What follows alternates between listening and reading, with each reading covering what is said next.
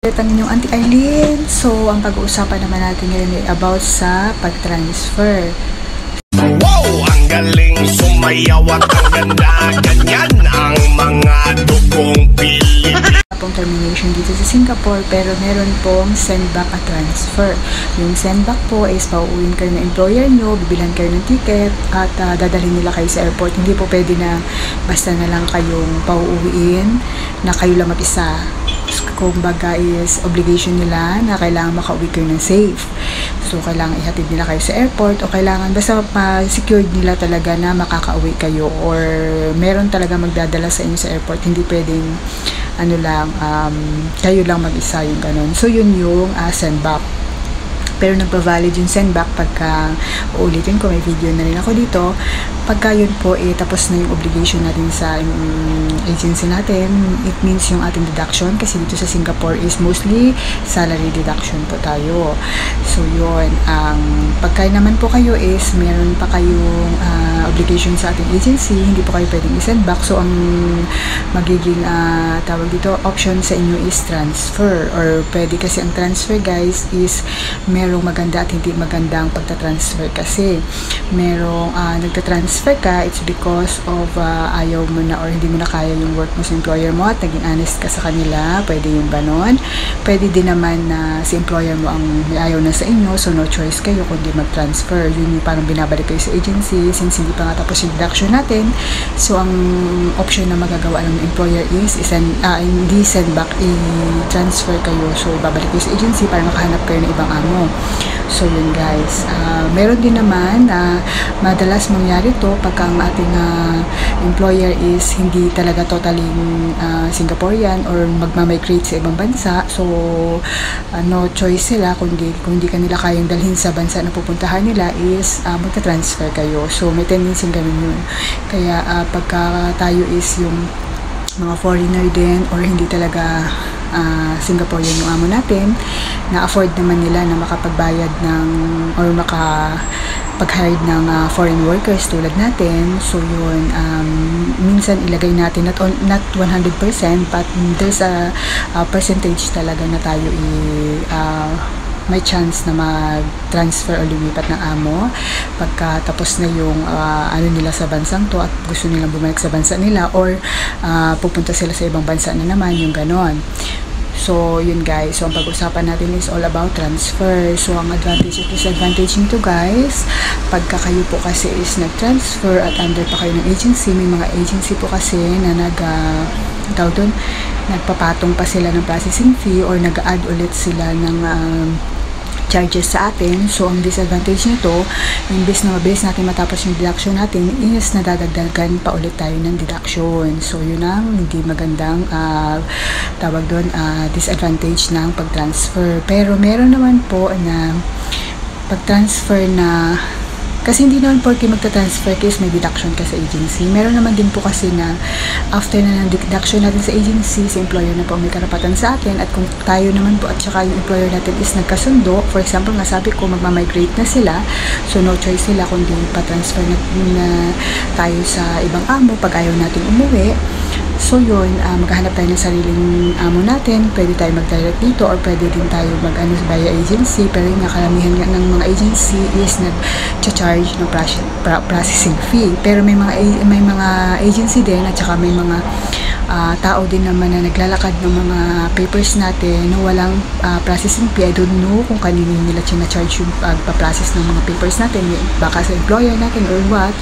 Pero may mga ilan din po na walang processing fee or walang charge sa mga agency sa ibang naglalakad nun sa atin. Kung baga hindi nila tayo charge excuse me, sa pag-transfer natin. So merong may ganung pangyayari. So for example, may choice tayong makahanap as long as meron tayong release paper from our employers. So ibig sabihin, magbabalid lang ang pag-transfer natin kung yung dating amo natin is binigyan tayo ng release paper. Ibig sabihin nun is binigyan tayo ng karapatan para makalipat ng ibang amo. So ibig sabihin, binigyan tayo ng rights na para makahanap tayo ng ibang employer. So yun. Ano ang disadvantage, ano ang advantage ng pagta-transfer.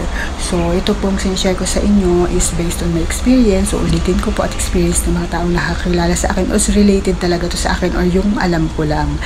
Pero yung sa hindi ko alam, hindi ko pwedeng i-share sa inyo kasi hindi ko nga alam. So, hindi naman kasi lahat is alam ko. So, baling sinishare ko lang is yung mga naranasan ko at naranasan din ng ibang kakilala ko. So, ang advantage nung pagta-transfer minsan guys is yung katulad sa akin based on my experience sa salary is before kasi meron ng minimum salary ang MOM, so nag-bracket ako sa ganun.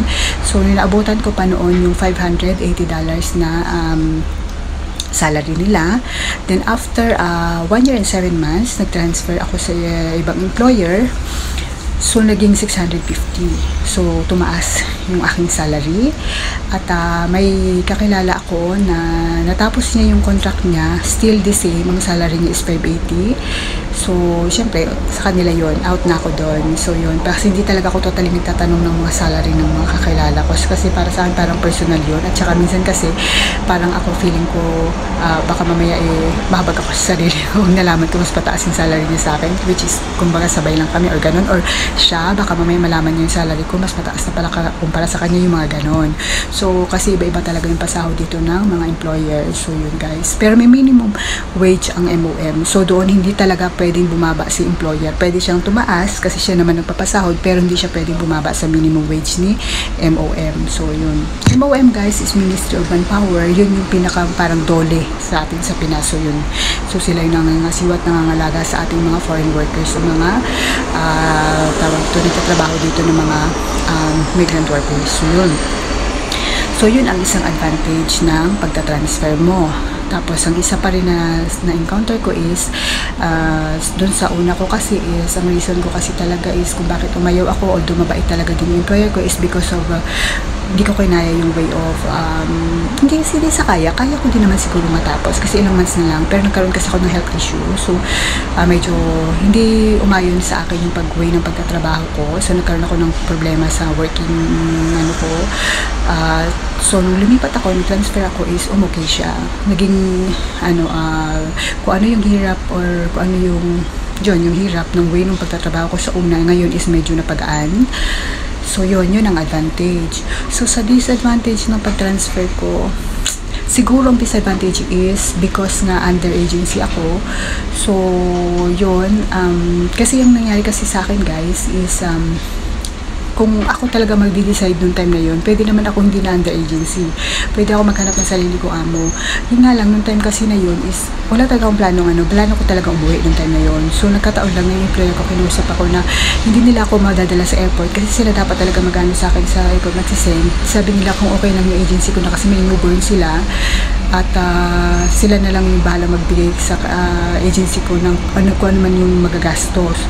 Pero itong sa agency ko is, instead na pauwiin ako, parang in-encourage ako na mag-transfer na lang kasi since nandito na daw ako sa Singapore, which is napaganda din naman kasi yun nga, ako uuwi kasi ako mag-start again ako from the scratch. At least nandito na ako sa Singapore. So yun.